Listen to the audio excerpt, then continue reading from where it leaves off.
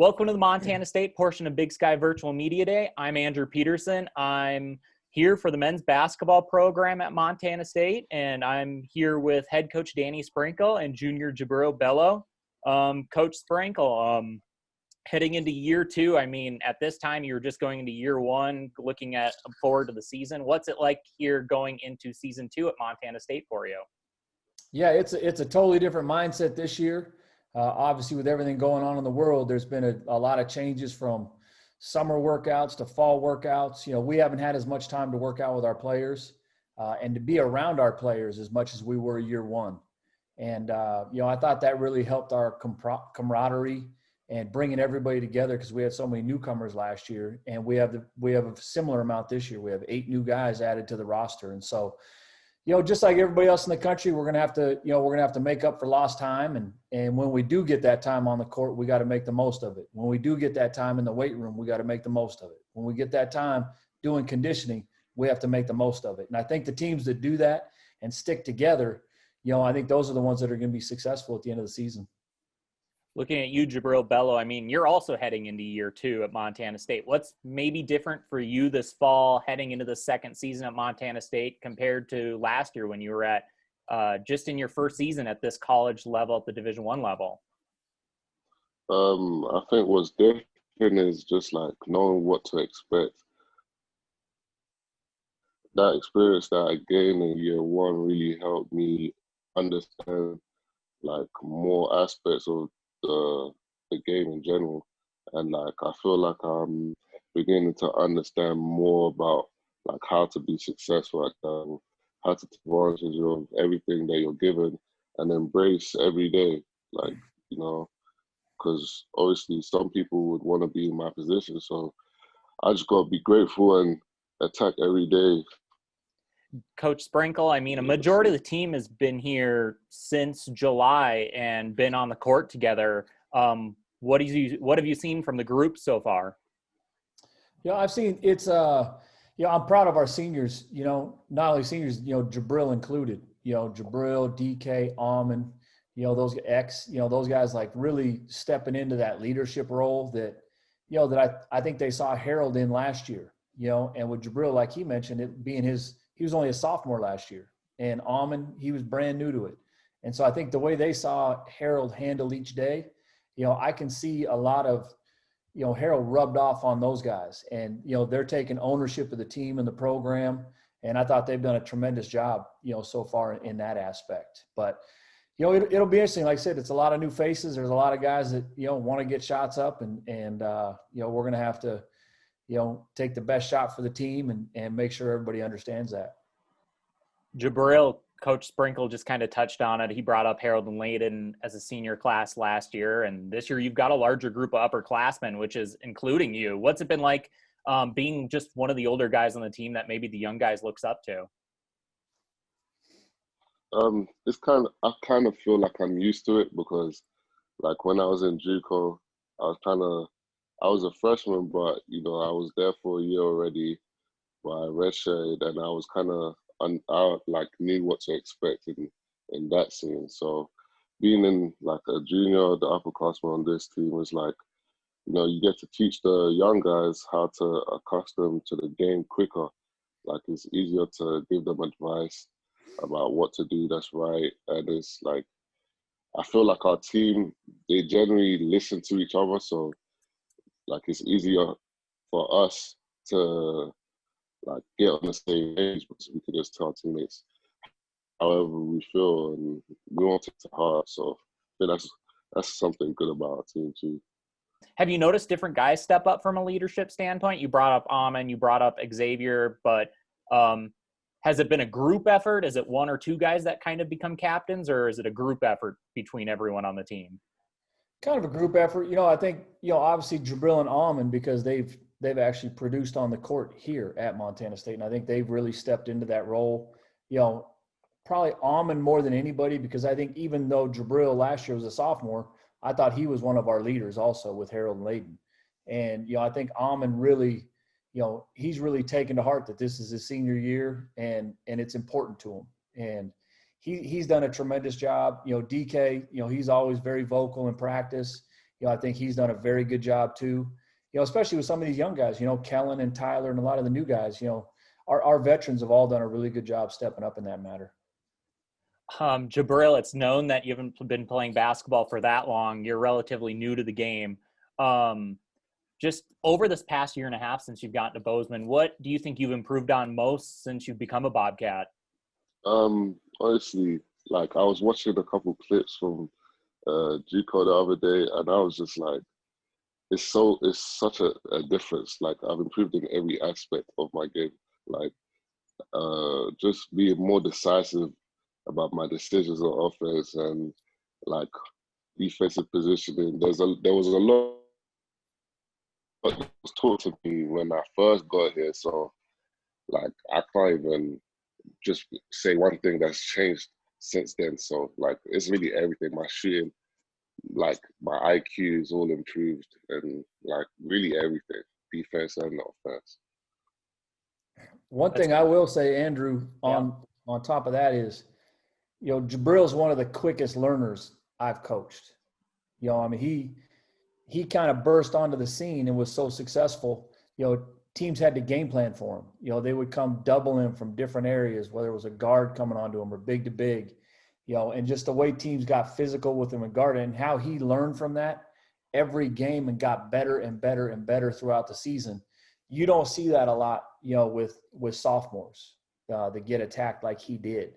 And, I thought even maturity-wise, like early in the season when teams would get physical with him, he'd get frustrated and get a quick foul, like at Bakersfield. And then, all of a sudden now he's got 3 or 4 fouls. You got to take him out for a couple minutes, where I thought he got better as that went on. And I think, looking forward to his junior and senior years, just maturity, now he knows what to expect. And, I think the sky's the limit for him just because of his learning curve.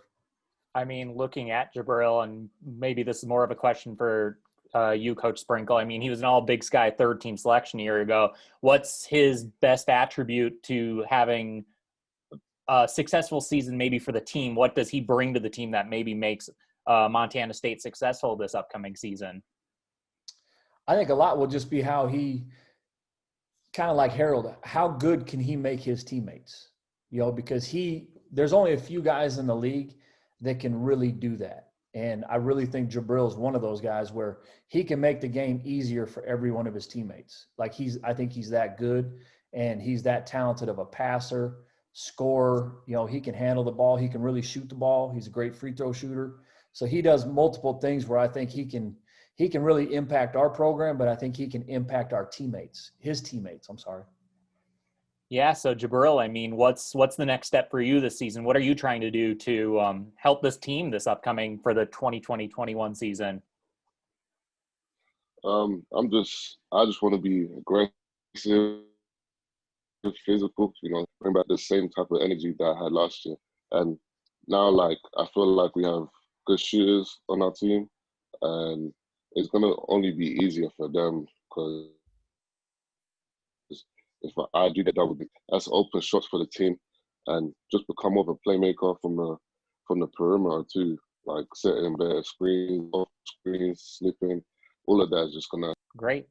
Coach Sprinkle, just continuing to look at the Big Sky. Obviously, there's been a lot of veteran leaders for different teams that have left. There's been a lot of newcomers for a lot of teams as well. What is just early look at the conference from your standpoint? What is it looking like so far from some of these teams from your MSU point of view? Yeah, I mean, I think it's going to be even better than last year. I think it's the most, we can always say it because we're in the conference, but I think it's the most underrated conference in the country. I mean, you look at some of the players that have come out of this league and that are in the pros. You look at some of the players that are in the league right now. And, everybody I think is going to be better this year, from us to Idaho State, Montana, Eastern Washington's got, 2 first-teamers coming back. Weber State's got, they have 9 new players coming in too, but, they're super talented. Portland State just reloaded like they always do. Sac State's going to be good. So, every year it's, I really think this league's getting better and better. I think the coaches do a tremendous job coaching, not just X's and O's wise, but also the recruiting is really ramped up in this league. So I'm expecting for it to even be better this year. Well, we're all looking forward to it here in the Big Sky Conference. Thank you so much, Coach Sprinkle and Jabril Bello, for joining us for the men's basketball portion of Virtual Media Day of Montana State. Thanks, guys. Thanks. Thank you. Be safe. All right, welcome to Montana State University Women's Basketball Virtual Media Day. This afternoon, we'll be talking to head coach Tricia Binford and sophomore Darian White.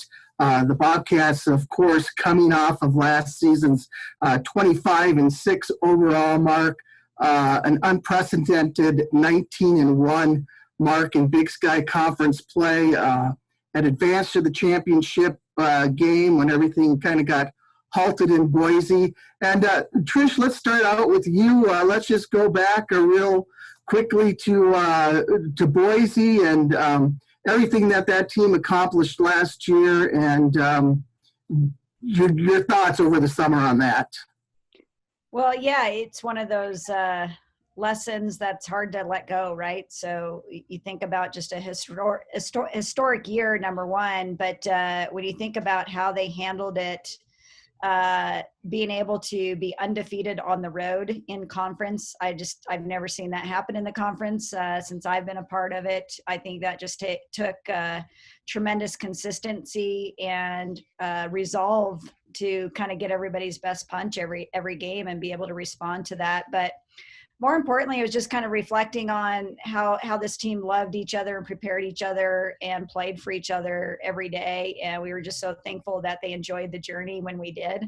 You know, every time we had an opportunity to celebrate the successes, the evenings, the dinners, just the time together was really important, because when we did have it taken away, they couldn't take away what we had already done and accomplished together. So really thankful for that. It was probably the hardest conversation I've ever had. If I could do it over again, I'd probably say things a little bit differently. I think it was just so much shock at the time for everyone. But at the same time, one of the best teams in Big Sky history, and really proud of them.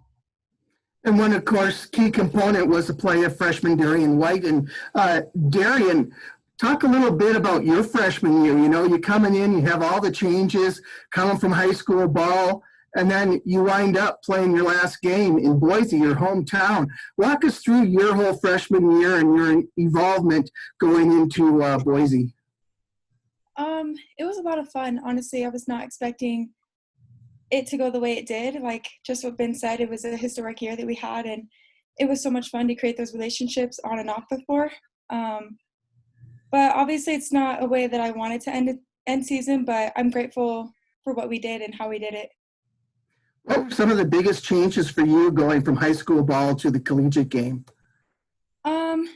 Just perfecting everything. You know, it's a lot different playing with the girls, you know, when they're more athletic, you know, everybody's better shooters. So just perfecting and getting down the little details. And I'm really grateful that Ben has really helped me along that way too.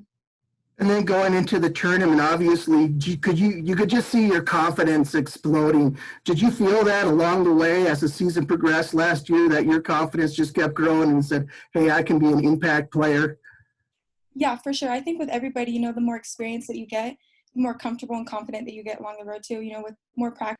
Darian, obviously the identity of last year's team kind of laid with the senior because you had such a big senior class. What do you think the identity is for this year's team? Just like what Ben said, you know, we have a lot of freshmen, so we're going to, you know, they're going to have a lot of responsibilities. But as of right now, they're really stepping up the plate. They work so hard every practice. And, you know, I think obviously with everything going on, it's been a little tough because our practices have been a little messed up and with quarantining and all that. But I think once we get rolling and just practicing, you know, on a consistent basis, our talent is really just going to, you know, show up, and I think we're going to be really good this year. I'm excited to see what we can do. Coach, can you talk a little bit about some of your newcomers coming in and some of the kids that we're going to see on the court this winter? Yeah, for sure. You know, I think what's going to be really exciting is seeing kind of the combination of the post play You've got a Skye Lindsay, who's a transfer to our program from Pepperdine that does have a year under her belt. And that was really important for us to get a post into the program with some experience with all the posts that we're going to be graduating with last year's class. And she's already established such a physical presence for us, and somebody that's really going to be great in the ball screen action. I think she's going to help us on the glass, working extremely hard.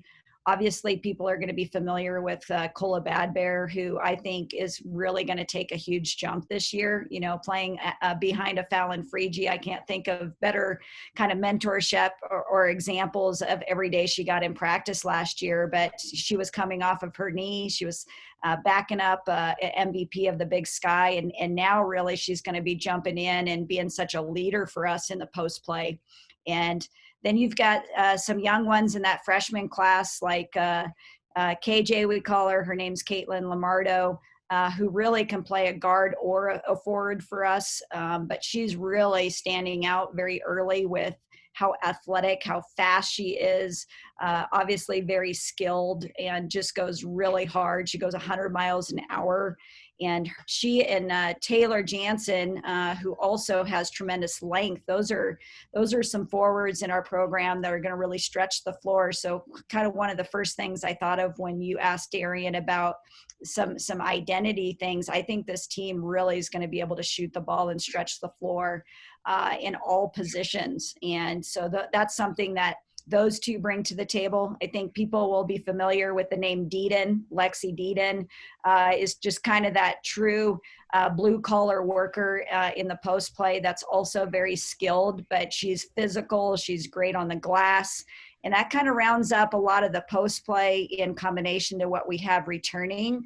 But then the guard play, we've added some great scorers and some great decision makers as well. I think Leah Beatty is one of those kids that's going to give us a different look at times than what you see with, obviously, Darian's a kid that you just can't keep her out of the paint, and she's so explosive for us. And then you get somebody with Leah that's going to be a really compliment. I think she's just a great decision maker with the ball in her hands and can really shoot it.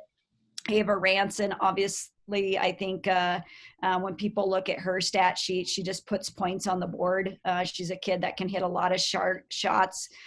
We love her intensity. I think one of the things with her early on that's been really impressive is how aggressive and she's been on the defensive end. She's making a lot of plays and just really kind of getting in there and mixing it up. And then Sydney Stensgaard, I think, is another kid that just, when you think about kids doing things right and building right habits, Sydney Stensgaard just is a great decision maker. She's got great reads and instincts on both ends of the floor. And like Darian said, this freshman class has just kind of come in with our returning class, and the chemistry was already built. I mean, I want to give credit to Darian's group and her class. When they did that official visit last year, they just it had instant chemistry, and we were able to build that over a full year. So the fact we were able to get them in, even though we've been kind of in and out of some quarantine situations, we've had a lot of time to kind of build that relationship piece, because this has been a very different first year for freshmen in general. But even for Darian's group, our sophomore class, they experienced it at the end of their first year. So we want to make this experience as positive as possible and build those relationships and kind of get the glue going. But it's going to be a lot of fun. Okay, I'm going to leave off with Darian. You get the last question. Darian, last year, obviously, you wowed a lot of people with your game, your pull-up, going to the hoop, everything. During the off season, what was the greatest thing that you worked on, and do you have a couple of new things in your arsenal for this year? I would say I'm definitely still working on these things, but over the summer, I was really working on coming off of ball screens and just reading on what the right play is, and then also trying to really be confident and get good at my three-point shot, so I can always be prepared if basically off of reads, coming off of screens, if I need to shoot the ball behind a screen or if a girl goes underneath, and just being confident and just ready to shoot. All right, that should do it. Well, we thank everybody for joining Montana State Women's Basketball for this Big Sky Virtual Media Day. Thank you, Coach Binford and Darian White.